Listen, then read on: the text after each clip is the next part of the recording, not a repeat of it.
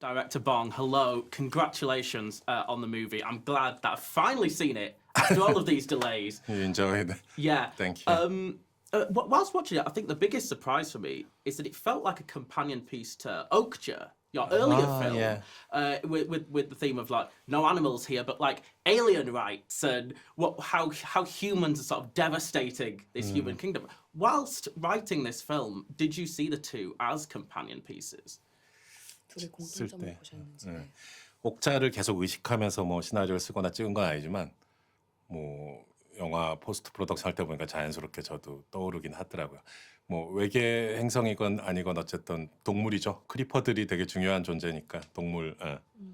It wasn't like I was thinking about Okja when I was writing or shooting the film, but during post, just watching it on screen myself, it did remind me of Okja because although they are aliens, they are also animal creatures. 동물을 통해서 오히려 우리가 인간이 얼마나 문제가 많은가를 볼 수 있게 되는 거니까 그런 면에서도 옥자랑 이거랑 크리퍼 비슷한 것 같아요.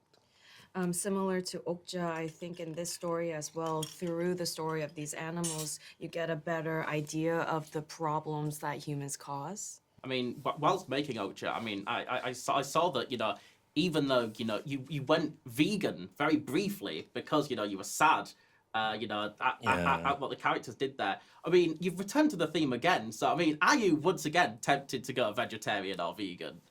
이 영화에서도 비슷한 주제인데 또 그런 채식을 하실 생각이 있으신지? 옥자 이제 그 리서치 할 때 그 시나리오 쓸 때 이제 그 도살장을 갔었단 말이죠. 콜로라도에. 그때 이제 여러 가지 충격을 많이 받았었는데 한 3년 정도, 2년 반 정도 페스코 베지테리언으로 살았었죠. 근데 요즘은 다시 고기를 먹고 있는데 의사의 권고도 있고 그래서 근데 많이 먹진 않고 적절량 조절해서 하고 있어요. 그래서 그게 몸에도 좋다고 해서.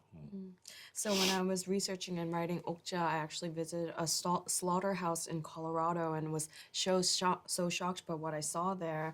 And so I stayed a pesco vegetarian for like 2.5 years. And I've come back to eating a bit of meat per doctor's recommendations because apparently that's better for your health, but not a lot, just here and there. So, of course, Robert Pattinson is perfectly cast as Mickey Barnes. I mean, obviously, this is your first film after Parasite. Every actor in Hollywood would have been, fighting for this role. When meeting with Robert, what was it about him that you knew would work as every single iteration of Mickey? 그 시나리오 쓸 때부터 사실 생각을 많이 했었거든요. 이게 무슨 후보군들을 펼쳐놓고 뭐 이 고민 저 고민을 뭐 어떻게 할까 고민했다기보다는 스크린라이팅 할 때 이미 생각을 많이 했기 때문에 되게 확신이 있었고 근데 이제 LA에 있는 무슨 카페에서 이렇게 대낮에 만나는데 이렇게 휘쳐덩 하면서 이렇게 들어오는데 정말 미키 같더라고요. 딱 처음.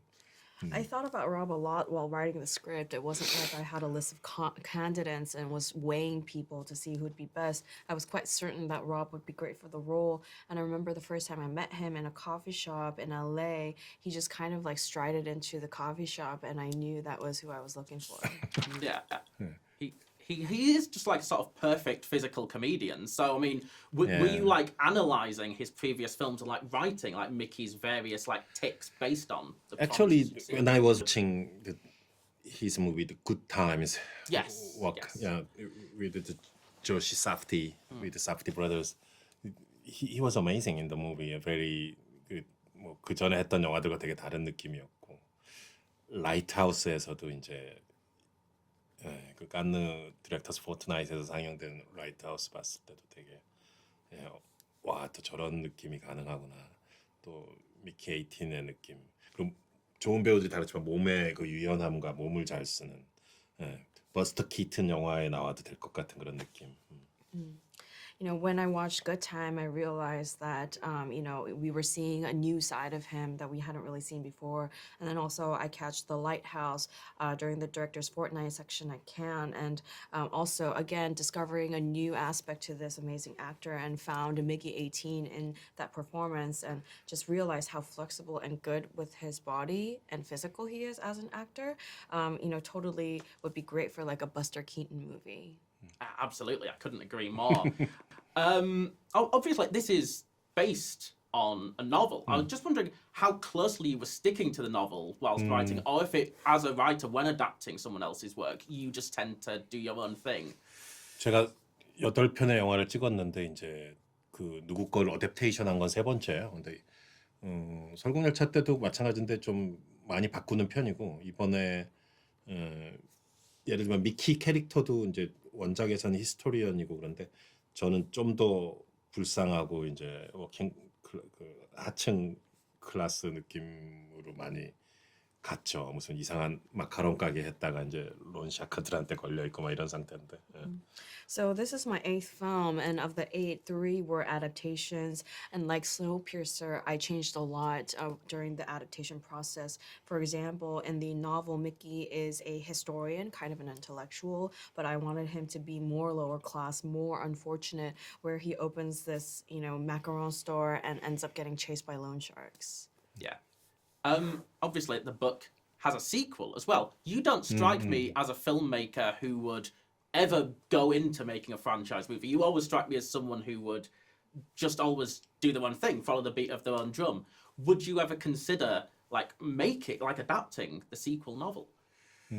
미키 후속편을 영화화하실 계획이 혹시 있으실까? 프랜차이즈 생각이 혹시 있으실까? 제가 그 프랜차이즈 영화 뭐 시퀄 또는 뭐 리메이크 이런 거 가서 보는 거 좋아하고요. 거기 또 재밌는 명작들도 많은데 근데 저는 개인적으로 하고 싶은 이야기나 아이디어들이 너무 많아서 시퀄이나 이런 거 사실 좀 아예 다른 거 하고 싶은 게 되게 많이 쌓여 있거든요. 그래서 Yeah, I love franchise films and I like going to see sequels and remakes. There are some great films out there that are those. But personally, I just have way too many stories and way too many ideas I want to explore. I always want to do something completely different. 다 찍고 죽어야 될 텐데. So, I have to make sure I die after I finish all those stories. But Well, Director Bong, I know that you're already working on an animated film in Korea. But I just want to end because your friend, director Park Chan-wook, has said when he made his film Stoker, that was his first film in America, and he said that he felt more freedom working in America than he did in Korea. Really? I just want to end by asking, now that you've worked in both places multiple times, do you feel more freedom making a Hollywood movie than you do in Korea? 그동안 제가 만든 모든 영화들을 이제 저의 디렉터스 컷으로 항상 개봉할 수 있었던 게 전 참 행운이었고, 근데 거기에 도달하기까지 여러 가지 이제 스트러글이 있긴 했지만 결국은 잘 결과적으로 그렇게 됐으니까 기쁘고 이제는 뭐 미국이나 한국이나 영화를 만드는 방식 뭐 미키 17도 그랬지만 뭐 스토리보드 그리고 준비하고 찍고 그리고 그 포스트 프로덕션하고 그 과정이 사실상 똑같아서 별 큰 차이 못 느끼겠어요. 규모의 차이는 있을지 모르겠지만 만드는 방식의 차이는 없었다라는 생각이고요. until now, I've been fortunate enough to release all my films as my director's cut, although some took a bit of struggle to get there. But now, when I look back on the US and the Korean way of filmmaking, the way of making films is completely the same. I storyboard, I prepare, I shoot, and I do post. I don't really sense a lot of difference. There is a difference in scale, but in terms of the method and approach, it's pretty much all the same.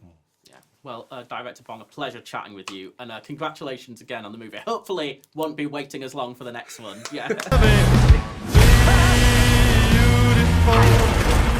Mickey!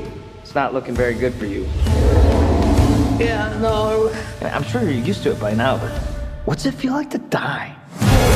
Hello. A pleasure talking to you. Reteaming with Bong, Director Bong again after Okja. I mean, I assume when you got that call, it was just an immediate yes before even seeing a script. Getting a call from Director Bong is one of the greatest gifts. If I could recount all of them, I've had actually really wonderful calls from Director Bong. So yeah, you always say yes. What was that immediate conversation like then?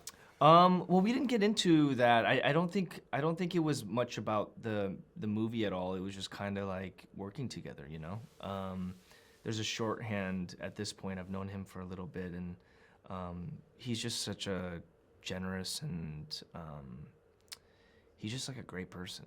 So yeah, you just kind of shoot the shit for a little bit. One of the things that sort of surprised me about the film, and you always surprised watching director Bong's films, but this surprised me in the fact that it's actually more of a companion piece to Okji, our previous collaboration, in the sense that you could read it as being about animal rights. I mean, do you see the two films as companion pieces in a similar way? I think director Bong, you could certainly make that parallel. I think he's just playing with an access to a depth of creativity that I don't know if you can really explain it. I think I wonder if the way that we all look at it after like the image and the final product is formed and we watch it and we like break it down and try to like deconstruct it and like put all this meaning into all these things. Certainly director Bong has intention, has design, has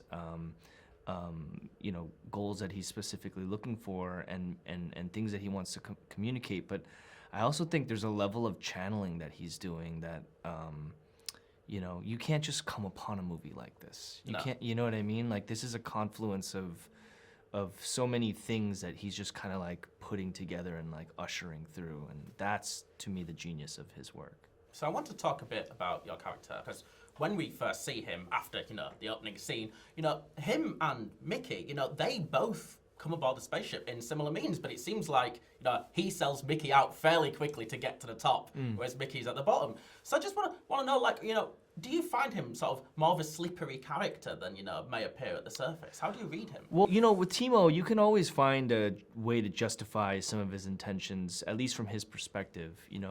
Mickey is a little bit meeker, or maybe feels like he can't maneuver in the same way that Timo can, and maybe Timo thinks that he's safest in the position that he's put him in. And because in order to bring him along, he'd have to drag him along. And so you could argue from Timo's perspective that he dropped Mickey off at the best spot that he thought was suitable for him, and that they're trying to get a second chance at life. Yeah. I mean, Mickey still refers to him as his best friend throughout, but it feels like that relationship has just been damaged. I mean, do you feel the exact same way? I think there's an eternal connection there. There's like a brotherly kind of connection there that I think, I always looked at Timo as a little bit of the older brother, and me being an older brother myself too, sometimes what you think you're doing that's good isn't received as so great, or sometimes you become aware that maybe your intentions were misguided. So, of course, Robert here has many fun death scenes. You, in your career, have had many memorable death scenes. So I want to know, just as a fun way to round this out, as an actor, is there a dream over-the-top death sequence that you would love to film? Oh my gosh. When I was on Walking Dead, I did this Reddit thread where they asked me how I would like to die on the show. And I think I said I'd like to go off like a ramp riding on a motorcycle with explosions firing everywhere into like a sea of zombies, but like strapped with like all these weapons, and then just like blow everything up and just go out in glory. Yeah. So that's the dream. Yeah, but also sounds like that might hurt. So, I don't know. Yeah, maybe leave that to the stunt guys. just for the dreams. Yeah. Stephen, congrats again. I appreciate it. Pleasure chatting. Thank you so much. Pleasure to meet you.